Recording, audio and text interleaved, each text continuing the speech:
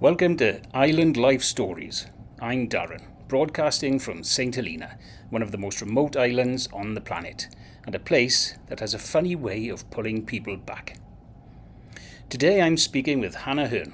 Hannah was born in New Zealand, educated in the UK, and by all accounts was heading towards a fairly normal life. House, career, family. But then her husband James came back from a boat show with a poster and a question. And everything changed. What followed was 6 years of living on a 38-foot yacht on the Itchen River, learning to sail on Sundays, homeschooling 3 kids, and eventually sailing away from the UK entirely.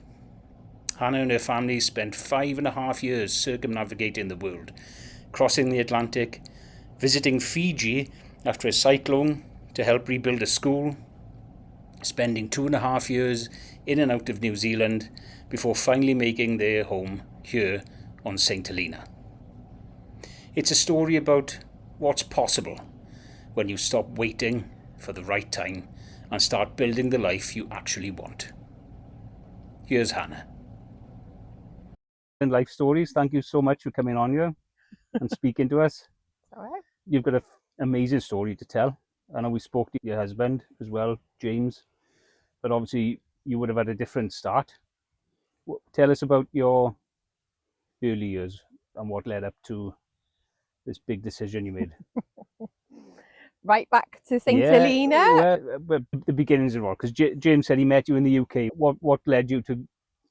He went back to meet you in the UK. Did he met out here? Yeah. So we met back up. Because you're from New Zealand. Yeah, I am. If you go right back to that, born in New Zealand, but did all of my education in the UK, right up to college and university, and in between, after college, I spent a year traveling.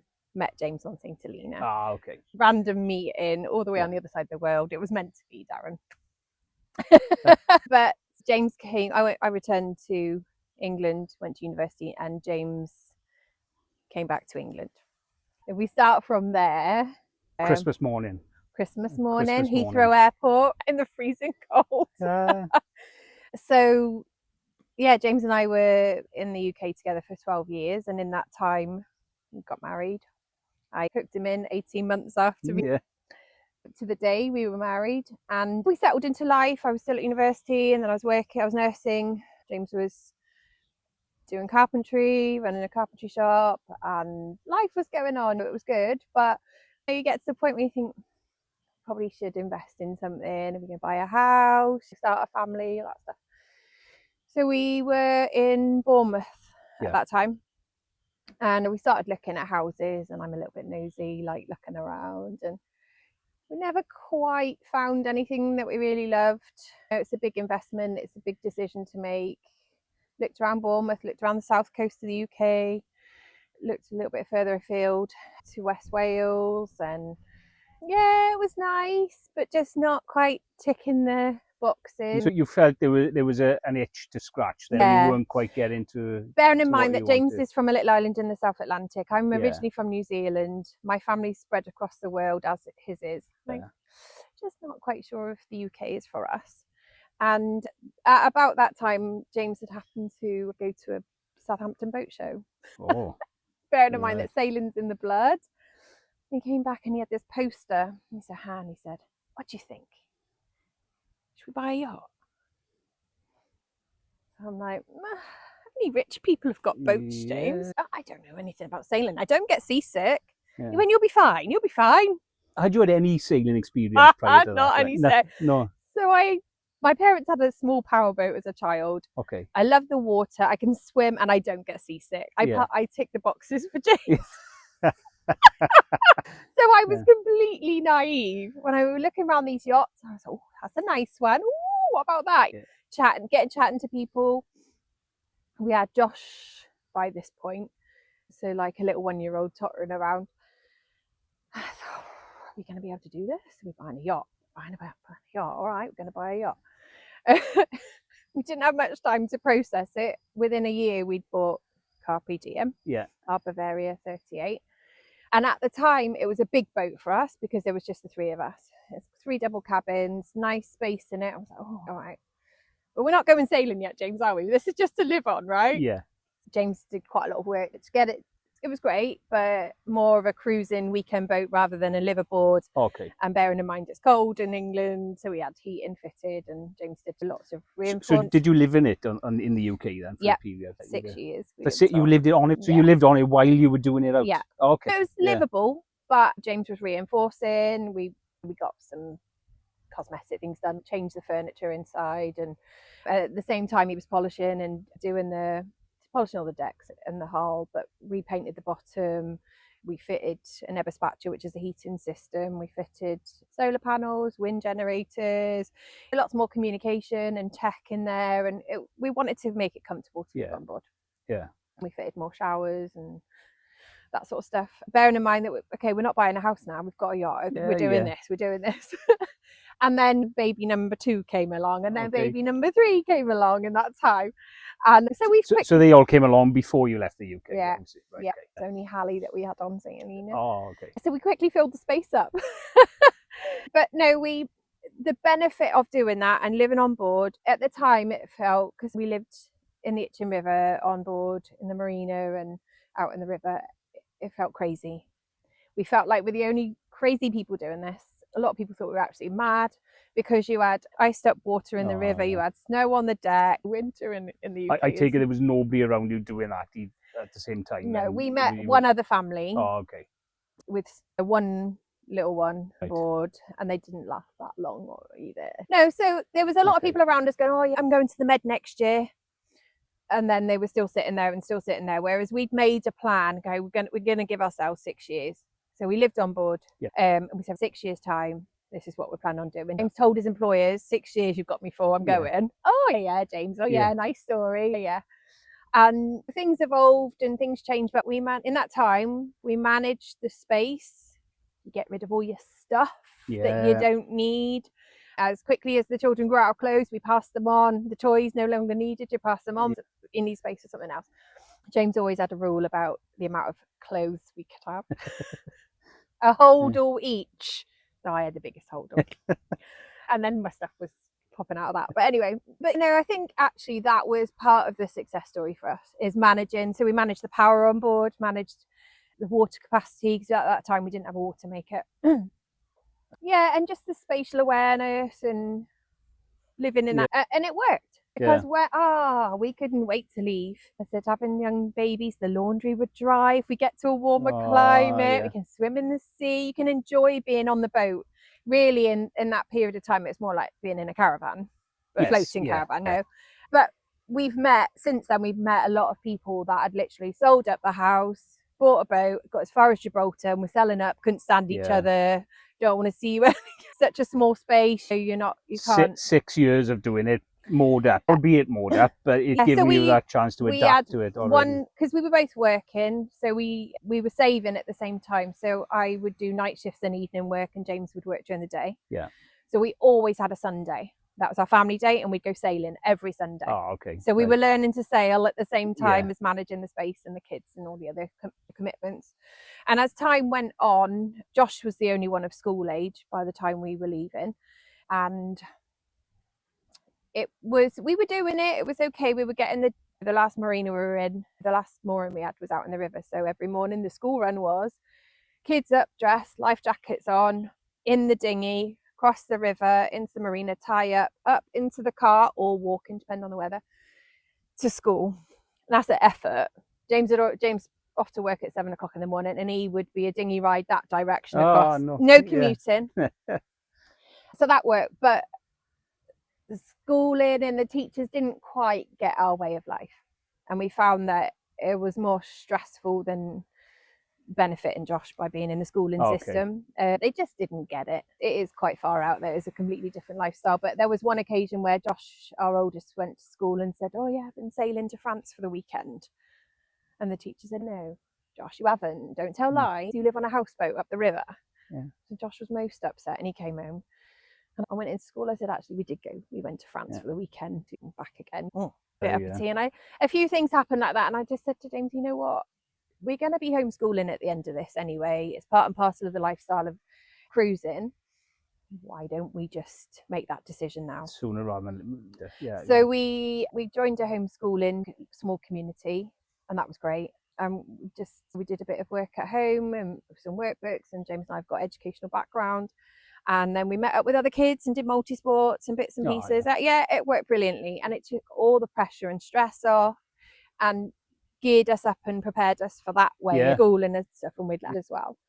So when we eventually left, we left from the UK in 2012, headed straight across the Bay of Biscay, straight into La Coruña in Spain. And it just felt like this massive weight lifted off us. It was like we could be together as a family. This is what we'd actually intended and set out to do. We were doing it. We're finally doing it. It's finally happening. And 6 years is a blooming long time of your life to prepare for that. But it worked because we'd already managed the boat space. The kids were already in a routine. Although, be it they were tiny, Jacob was 1, Sadie was 2, but that was their home and their space, and they knew where they were and they were comfortable with that. And so when we visited new places, it was like, oh yeah, this is fun, it's great, we're meeting new people, but we go back home and it's familiar. And if James and I had an off day, well, we go our separate split ways, and we knew how to manage that already. There was often you rock up in a harbour and one of us would be on the bow taking a few deep breaths. One day I said to him, James, you know it's not normal for a husband and wife to be in each other's company 24/7, right? Oh yeah, you're right. But we did it, Darren. So we travelled. Had you at that point already got your sort of round the world route planned out, or were you making it as you go? For the sort of the previous 12-18 months, we looked at the original sort of sailing routes, weather patterns, and it didn't differ that much. The similar patterns were happening. There is a cruising time of year, sailing routes that's pretty typical. Obviously, you can go against the rule and take other risks. But we chatted to enough other cruisers. We'd come across where James was working in the sailing world. We'd met quite a few people and getting advice and chatting to different people about their different experiences. It's really good. Also managing the space on board and storage ideas. And you just pick up all these little things. You think, oh yeah, that might work for us. Or and even about the amount of power and the solar panels on board. There's a lot of planning and preparation involved. And we spent time doing that. We didn't rush that. We did find that one of the things about staying in the UK as long as we did is you made to feel like you can't get that. You can't purchase those things anywhere else. You've got to get it before you go, or you can't possibly get that fixed anywhere else. And that sort of attitude, which was a bit negative. But we quickly realised you've got a channel in every port. You've got people who know. There's cruises all around the world. A network of the communities. It's huge. And it was really nice. We met loads of other families with little kids on board, and a lot of them were doing the route from across the Atlantic. So they go across down to the Canary Islands, across to the Caribbean for the season and back again. So do a year. So when we got down to the Canary Islands, we were going a different route because we were coming to St. Helena, and that was our plan. We had definitely planned that because James hadn't been home at that time for 12 years. So that was pretty special for him, coming home and seeing family. And he wanted the circumnavigation to start and end on St. Helena. And I just thought, you know what, why not? My family had all left England by the time we left. They'd all emigrated back to New Zealand, except for one brother. But I just thought, why not? St. Helena's a beautiful place to live. And we hadn't really had long-term plans beyond what we were currently doing, sailing. And it was pretty tempting, some of the places we went to stay. James was like, no, we're doing a circumnavigation now. We've got to keep going. It's like, yep, all right. But no, so we went against the typical cruising routes, come down to St. Helena. We went to the Canary Islands and then down to Cape Verdes, across the equator, down to Ascension Island and come down to St. Helena. We spent 9 months here, catching up with family and friends. We worked a bit. The kids went to nursery and just hung with other kids here and stuff, and just got into the life. While we were here, we looked at a couple of properties and buying land, but we decided against it at that time. So you were already used to living on the boat anyway at that point. Yeah, but to invest is good. And so we just thought, shouldn't we not? And we decided not to then. Perhaps we should have done. But we didn't. We planned to leave St. Helena. We arrived December and we left the following October and did the trip back to Ascension and across to Brazil. Oh, okay. And it was just great. All right, the weather's not always with you and you get a bit of uncomfortable seas and stuff, but just being together, Darren. Honestly, just being with the kids when they're little and just cherishing that time. And creating memories with kids as well. Yeah, I'd do it again in an instant. There were sometimes I thought, what the heck are we doing?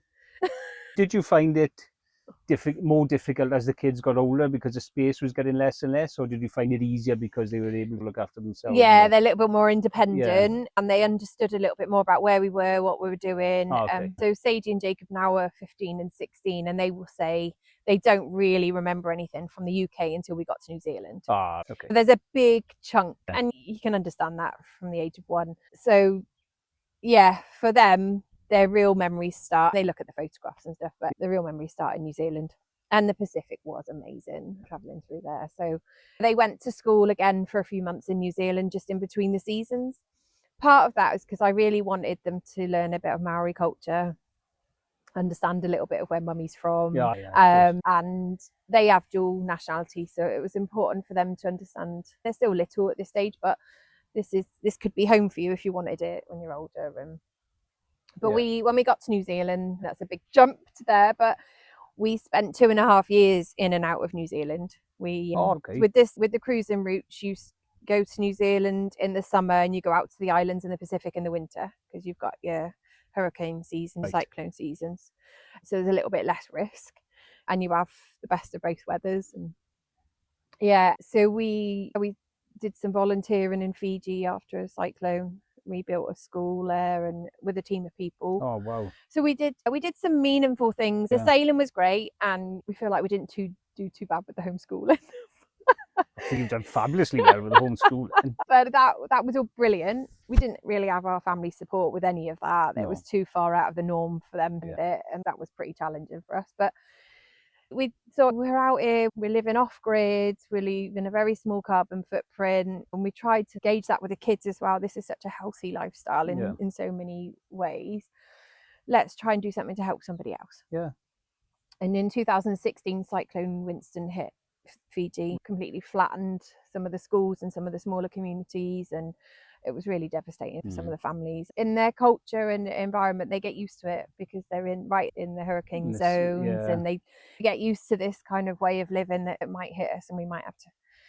But this one was pretty devastating. So a company called Sea Mercy, based out of America, originally it was like medical health care that they would see to the islands, but they really sought the support of yachties because you're self-sustaining. You're not going to be taking anything away from those communities. You've got your own amenities on board, your own food, everything.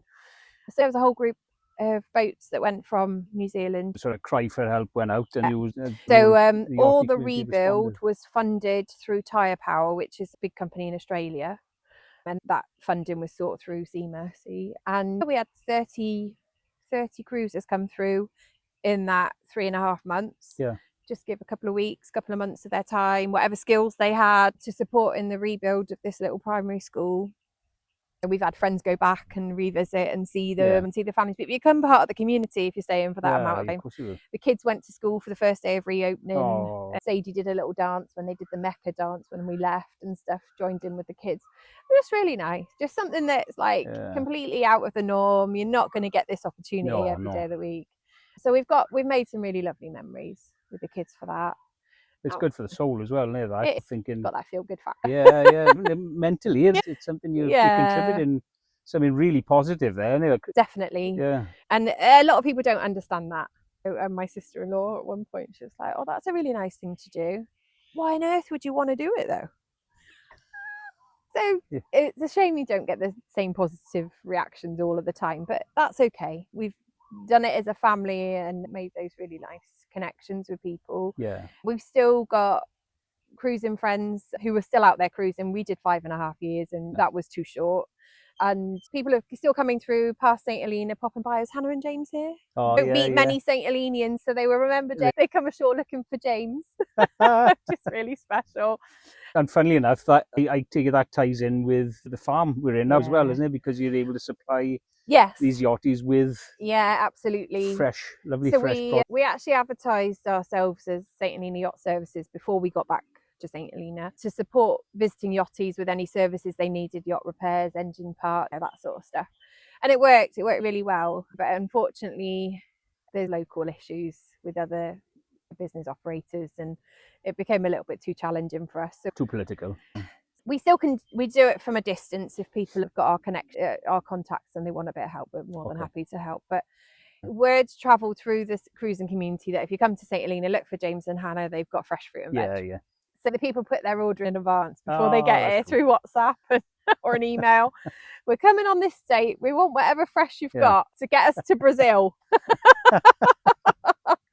But that's nice too, Darren. We know what it's like. We know what cruisers can get, and anything fresh is a treat. So when you're at sea. So it's been really lovely. And one of the biggest fears that James and I had is that we would put the kids off, and they would go, oh, I don't ever put me on a yacht again. I don't want to do it. And we haven't. Far from it. They can't wait to go sailing again. When are we going? When are we going on the yacht? Don't you ever sell the yacht. It's ours. So that's a real positive as well. Do you have any plans of going off again for a particularly long period? We would absolutely love to go and do long-term cruising again. How that fits in with having the farm, I'm not quite sure at this stage. Our youngest daughter, Hallie, who's born on St Helena, would absolutely love to do some sailing. So we have thought it would be nice to take her to South Africa on the yacht with the rest of the family. Yeah. It's the closest point of land, and it's nice to go and visit. It's a beautiful country. So we would like to do that in the next couple of years. It's getting a system established here now to make sure that this is being looked after while you're away, basically. And we have got a bit of work to do with maintaining the yacht now. It's sitting out in the harbour, but when you're working hard on land, not using it, then you've got that maintenance to do as well. But we would absolutely love to do that, and it is great that the kids still enjoy it. Oh, that's brilliant. Is there anything you think you would or should have done differently looking back in that experience, or somewhere even that you wish you'd visited and you didn't? Or is there anything that we left quite a few gaps in the places that we visited because we thought we're going to do this again. We loved it so much. And we thought, okay, we'll wait until the kids are a bit older and they can remember the experiences. And our kids are in the middle of their exams and GCSEs now, so it's a time to be staying put. But maybe when they've finished. So we didn't do any of Indonesia, Asia. We didn't visit any of those countries, and that's something the kids would really love to do. In terms of doing anything differently, I'm sure there is. Right now I can't really think of anything. If you're struggling to think of it, there's what you would have done. I think there's a lot of positives about the way we went. It felt absolutely crazy at the time, but spending that amount of time preparing ourselves with the kids as a family before we left was the real deal breaker for us. That was like the right thing to do. We pushed on to get back to St Helena in the time that we did, like I said, 5.5 years, because Josh was 14 and we wanted him to get into secondary school and get settled before the exams started. And that worked. He's done well. We knew there'd be some gaps in our teaching. So just giving him back that bit of time just to settle and get back in. So no, I can't think of anything major. That's a good thing. It's a good thing.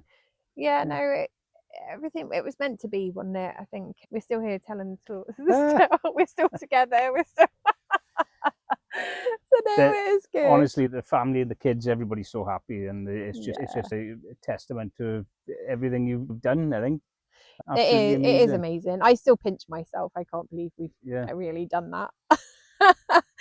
But do you think we've talked to James earlier, that sort of point in the UK where you were looking for property but ended up going for a boat, things could have worked out so differently if you'd gone that way. There was that turning point, wasn't there? So at one point we rented a property off my parents, and it's been only this year I said to James, we could have easily bought that property because they weren't in the country.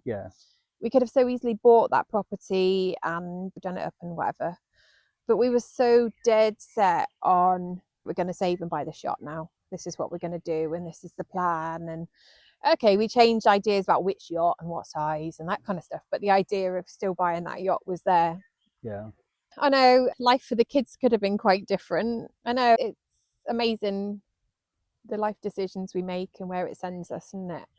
And I don't think it's finished yet. I think we've still got adventures to have. We're not quite sure what it looks like right now, but we've got that travel in our blood. So although St Helena's beautiful and I'll always call it home, I think we're not quite ready just to hang up the... Plenty more chapters left in the story. Definitely.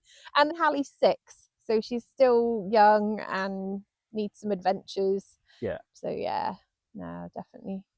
That's amazing. Thank you so much, Hannah. Thank you for sharing your story with us. That's all right, Darren. It wasn't a snap decision. It was 6 years of planning, adapting, learning, and then one morning they sailed out of the Solent and never looked back. That takes a very particular kind of courage. Not the impulsive kind, the quiet, steady, we're actually going to do this kind. And the result? 4 kids who can't wait to get back on the boat. A farm on St. Helena, and a family that's still, by the sound of it, mid-adventure. Thank you so much, Hannah, for sharing your story with us. It's genuinely one for the books. You'll find links to Hannah's details in the show notes below. If you enjoyed today's episode, please subscribe wherever you're listening or watching. It really does make a difference.